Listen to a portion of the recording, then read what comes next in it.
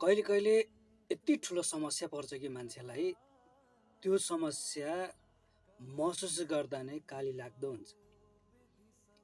जबकि भविष्यमा आउने समस्या मान्छेले सम्झेर अहिलेदेखिबाट नै डराएर चाहिँ एकदम आफूलाई नै भावविहाल बनाइरहेको हुन्छ।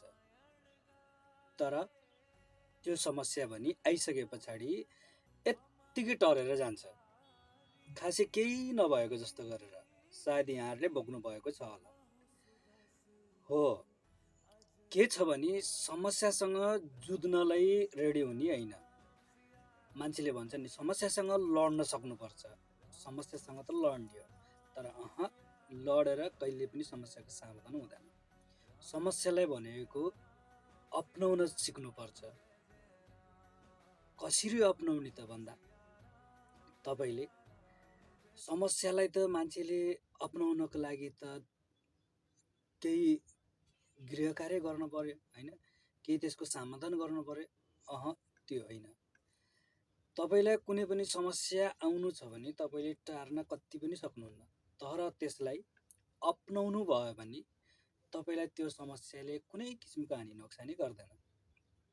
त्यसको लागि तपाईले के गर्नुपर्छ भने सर्वप्रथम आफू सधैँ सही सत्यको बाटोमा हिँड्नुपर्छ, झुट बोल्नु हुँदैन। र आफूले एउटा श्रीमानले श्रीमतीको आदर लिएको जस्तो गरेर, एउटा श्रीमानले श्रीमतीको आदर लिएको जस्तो गरेर, एउटा छोरोले बाउको आदर लिएको जस्तो गरेर, एउटा साथीले अर्को साथीको आदर लिएको जस्तै गरेर हैन, तपाईले भगवानको भरोसा गर्नुभयो, आदर लिनुभयो भने तपाईलाई त्यो समस्या अपनाउनको लागि कुनै ठुलो महाभारत पर्दैन। त्यसैले भगवानको एकदम फुल्ली भरोसा गर्नुहोस्।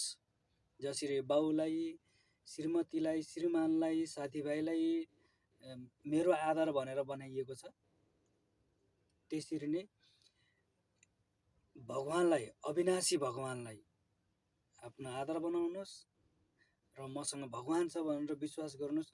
तपाईलाई कुनै पनि समस्यामा चिन्ता लिन पर्ने हुँदैन। र समस्यालाई लड्ने होइन कि समस्यासँग, समस्यालाई अपनाउने सोच राख्नुपर्छ। धन्यवाद।